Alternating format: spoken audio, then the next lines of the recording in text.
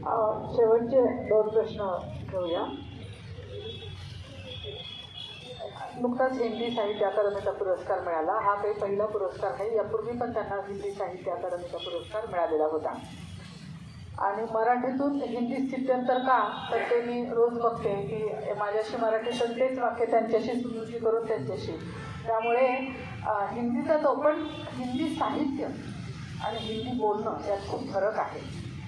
त्यामुळे ते जेव्हा मराठीतून हिंदीत गेलात तेव्हा ते स्थित्यंतरामध्ये तुम्हाला काही प्रयत्न करावे लागले, काही कष्ट करावे लागले, त्याबद्दल थोडं सांगा. कारण आता हल्ली आपण बघतोय की एक नवीन लेखकांमध्ये क्रेज आहे बरं का, की आधी एक मराठी कादंबरी लिहायची आणि ती 53 भाषात करायची आणि ते त्याचे ट्रान्सलेटर्स असतात ढवळे सर, आणि ते अपॉइंट करायचे आणि ते 53 भाषात करायची, अशी ती कादंबरी सर्व भारतामध्ये वाचली जाईल असं तिचं मार्केटिंग करायचं. हे त्याच्यापेक्षा वेगळं तंत्र आहे. म्हणजे उत्स्फूर्तपणे हिंदीतून सुद्धा व्यक्त होणं ही एक वेगळी त्याच्यासाठी गुण लागतात आणि ते रेखाताईंनी त्यांच्या पुस्तकातून दाखवून दिलेले आहे. त्याला पुरस्कार प्राप्त आहेत.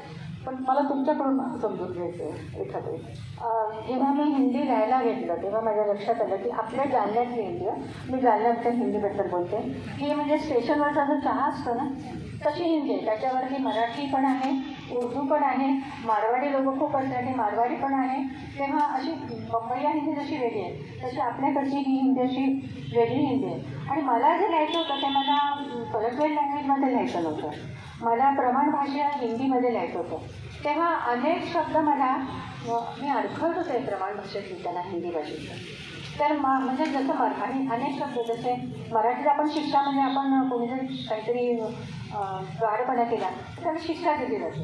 हिंदीमध्ये शिक्षा म्हणजे शिक्षण, किंवा मी अस्वस्थ आहे म्हणजे मला आपण अस्वस्थ झालं म्हणजे काहीतरी आपण बेचैन झालं, पण हिंदीत बेचैन हा शब्द वापरला जातो.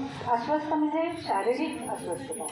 तेव्हा असे जे शब्द आहेत आणि ते मला ते सगळे असे काही काही शोधून काढावे लागले आणि हळूहळू त्याची सवय होत गेली. पण हिंदी कविता लिहिताना मात्र मला जाणवतं की जे मी लिहिते हिंदीमध्ये, ज्या कविता मी माझ्या वाक्यात टाकत असते किंवा माझी 2 पुस्तकं पण निघाली हिंदी कवितांची, तर त्या मात्र पूर्णपणे विस्तृतपणे अशा आलेल्या आहेत. त्याच्यामध्ये मला शब्दांची शोधाशोध करावी लागली. ती माझ्याकडे फार कमी संग्रह असेल प्रमाण हिंदीच्या शब्दांचा, पण त्या कमी शब्दातनं मी लिहायचा प्रयत्न केला. आणि एक सांगायचं म्हणजे जेव्हा आपण हिंदीत लिहितो, मराठीचं एक क्षेत्र आहे तसं तो मर्यादित आहे, पण जेव्हा हिंदीत लिहितो तेव्हा आपलं क्षेत्र व्यापक होतं. माझ्या कथांचा गुजरातीमध्ये, तामिळमध्ये, कन्नडमध्ये अनुवाद झालेला आहे. गुजरातीमधून आता एक पुस्तक निघते 6-7 कथांचं, आणि इंग्लिशमध्ये सुद्धा एक मौत से जिंदगी प्योर ह्या कादंबरीचा इंग्लिशमध्ये सुद्धा अनुवाद झालेला आहे. तेव्हा हे हिंदीमध्ये केलं नसतं तर हे झालं नसतं, हे माझ्या लक्षात येतं. काळाची पावलं ओळखून आणि आपल्याकडे असणाऱ्या अभिजात गुणांचा वापर करून रेखाताईंनी स्वतःचा ठसा हा भारतभरामध्ये उमटवला. साहित्य अकादमीसारखी मोठी झेप त्यांनी घेतली. त्याची पूर्वपीठिका मला तुमच्यासारखीच मलाही समजून घ्यायची होती. पूर्वी मी हा प्रश्न वैयक्तिक विषयी त्यांना कधी विचारला नव्हता, ती आज संधी मला मिळाली. एक वैयक्तिक प्रश्न विचारते की आमचे डॅडी जी आहेत बैजल सर, यांचं रेखाताईच्या जीवनामध्ये खूप मोठं स्थान आहे. मी काही जास्त बोलत नाही, त्यांनीच बोलावं.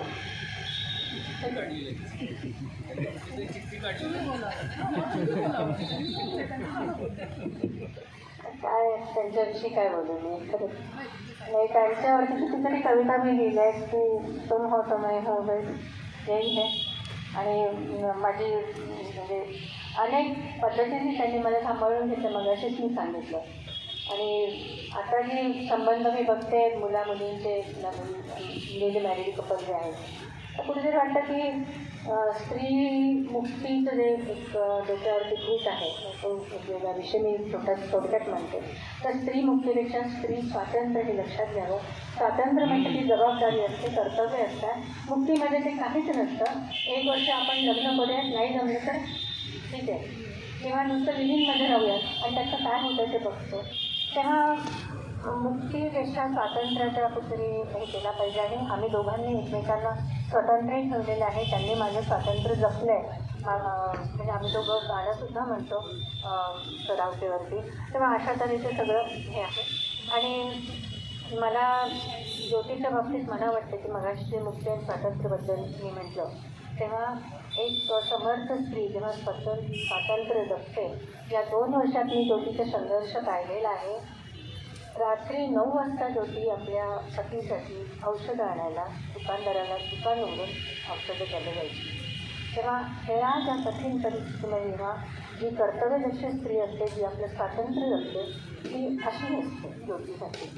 मुक्तीवाल्या स्त्रीने हे केलं नसतं. तेव्हा म्हणजे मला हे तर भरूनच आहे बोलताना. मुद्दामन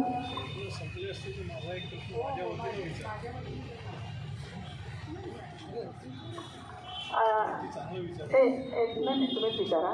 एक सरळ नातं त्या दोघांचं मी आणि रागिनी ते अनुभवत असतो. त्याच्या सहवासात जाणारे प्रत्येकजण ते अनुभवतात. रेखाताईंचं आणि देवीजींचं नातं आणि जे त्यांना वैयक्तिकरित्या ओळखत नाही त्यांच्यासमोर ते उघड व्हावं हा एक हेतू होता माझा त्या प्रश्न विचारण्याच्या मागे. त्यानंतर मी कुमारदादांना विनंती करते की त्यांचा प्रश्न आहे काही. रेखाची जी प्रतिभा आहे ती अवाक करणारी वर्सॅटिलिटी आहे त्याच्यामध्ये. वेगवेगळ्या विषयामध्ये अध्यात्म असू दे, म्हणजे ॲस्ट्रॉलॉजीसुद्धा मी त्या पुस्तकांमध्ये जेव्हा ग्रहाची दशा बघतो ती त्याचं जे विवेचन करते ती इतकी चांगली असते, म्हणजे पुस्तकाला धरून असते.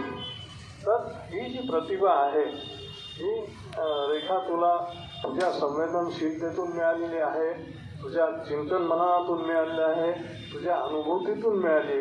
ही जन्मस्थ आहे किंवा अजून काही कारण आहे? मला वाटतं हा बेसिक प्रश्न आहे आजच्या. प्रतिभा मला तर वाटतं कुमार ही जन्मस्थच असते. कारण प्रत्येकाने लिहायचं म्हटलं तर नाही लिहिता येत. आणि मला हे विचार का सुचतात, एखादी थीम का सुचते हे मलासुद्धा कळत नाही. ते परमेश्वरानेच पाठवलेलं असतं. आणि त्यामुळे म्हणजे अनेक विषय असे की जे मला माहिती नसतात, पण मी ते संवेदना जेव्हा जाणवते तेव्हा थोडीशी माहिती घेते आणि त्यातनं मी घेते. नंतर मला असं वाटतं, ते वाटलं की मी हे कसं काय लिहिलं. म्हणजे अनेकदा असं वाटतं की मी हे वाक्य मी कसं लिहू शकले. तर ही जी म्हणजे ईश्वरीय आहे. पण काही गोष्टींना आपल्याला अभ्यास करायचा. आणि प्रश्न करताना मला सगळंच ब्रह्मपुत्रा वगैरे इकडचं आणि महानदीचे इकडे कावेरी वगैरे हा सगळा अभ्यास करावा लागला जोड करताना. तर किंवा तर्कतीर्थांसोबत तुमची चर्चा झाली. हां, ती हे युगावर्त लिहिताना वेद आणि उपनिषदात मग यम म्हणजे काय, नक्की यम म्हणजे कडून यमच आहे की कोणी कन्सेप्ट आहे. मग मी त्यांना म्हटलं की मी यम हा कन्सेप्ट बनवून देणार आहे. तर ते म्हणे की अगदी बरोबर आहे आणि तू तसं मांड तुझ्या पुस्तकात नाही, ठामपणे मांड. आणि तसं मी मांडलं. यम हा कोणी माणूस नाही. तर एखादा माणूस 3 दिवस 3 रात्र जेव्हा नदीत एका पुरामध्ये अडकतो तेव्हा त्याचे जे प्रश्न मनामध्ये येतात ना त्याची उत्तरं मिळवत येतात, शोधत येतात. तेव्हा ते कुठेतरी हे असतं. आणि अंतरिक्षाचं तो म्हणाला तर मला तर परमेश्वर म्हणजे अंतरिक्षच वाटतं. आणि सगळे जे पृथ्वी ग्रह जे तारे किंवा एकूणच सगळं विश्वदेह ज्या गतीने चाललं आहे त्यांची अंतर, त्याच्यामधलं निर्वाण प्रदेश हे सगळं कोणत्या शक्तीने निर्माण केलं आहे. तर उपनिषदात 10व्या मंडलात सांगितलं आहे की हे कुणी निर्माण केलं आम्हाला माहिती नाही. तेव्हा हे परमेश्वर तूच आम्हाला सांग. किंवा अहम वैश्वानरो भूत्वा प्राणीनाम देहमाश्रिता. म्हणजे मला जेव्हा जात मी कोणतीही मानत नाही तर त्याचं कारण हे जे कृष्ण 15 अध्याय सांगतात की अहम वैश्वानरो प्राणीनाम देहमाश्रिता. तेव्हा अशा तऱ्हेचं हे सगळं काही खरंच सांगते प्रतिभा ही परमेश्वरीयच आहे.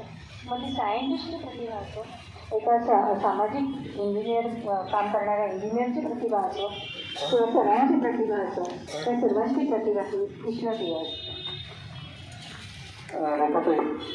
एखादी कलाकृती जन्माला येण्यापूर्वीची अवस्था, तिला लागणारा वेळ आणि ती कलाकृती पूर्ण झाल्यानंतरची अवस्था याबद्दल मला काही आठवतं. निर्मिती आता हा खरं खूप मोठा प्रश्न आहे. तर म्हणजे निर्मिती करतानाचा खूपच आनंद असतो. म्हणजे काही काही जे सुचत जातं, म्हणजे आपल्या मनात येत नसताना ते एखादं वाक्य सुचतं आणि पूर्ण कथानक आपण एक जी चौकट असतो त्याच्या पलीकडे निघून जातं कथानक खूपदा. तर तो एक तालखंड खूप चांगला तालखंड असतो. निर्मिती झाल्यावर आनंद असतोच असतो, पण त्यानंतरची जी साधनं असते प्रकाशकांना देणं आणि प्रकाशकांनी ती छापणं 2 वर्ष 3 वर्ष, ज्याला परवा छापायला 4 वर्षे लागली आणि मी लपडायला होत होते नाव कधी करतात आणि त्यावेळी अटलजी होते पंतप्रधान.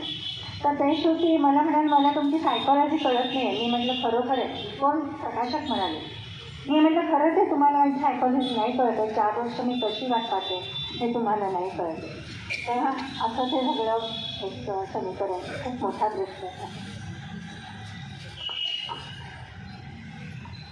कोणतीही एखादी व्यक्ती घडत जाताना ती कशी घडते, ती आज जी आहे त्याच्या मागे त्यांचे किती परिश्रम आहे. ईश्वरी प्रतिभा आहेच. ईश्वरी प्रतिभेशिवाय किंवा वरद हस्ताशिवाय हे सगळं यश गाठणं अशक्य आहे. पण त्यामागे असणारे परिश्रम, संशोधकीय वृत्ती, कष्टाळू वृत्ती, एक पाणभर जर लिहायचं झालं ना तर साध्या माणसाला ते मला नाही वाटत ते शक्य असेल. आणि एवढ्या 34 कादंबऱ्या तुम्ही तुमचा संसार करत, सुरुवातीच्या काळात त्या सासूरवाशीण होत्या, घरातल्या सगळ्या जबाबदाऱ्या करत एकीकडे पोळी भाजायच्या आणि एकीकडे कथेचं बीज लिहायच्या, हे सगळं त्यांनी केलेलं आहे. हे सगळं करण्यासाठी आटोकाट प्रयत्न करावे लागतात. परिश्रमाशिवाय कोणताही लेखक मोठा होईल असं मला नाही वाटत.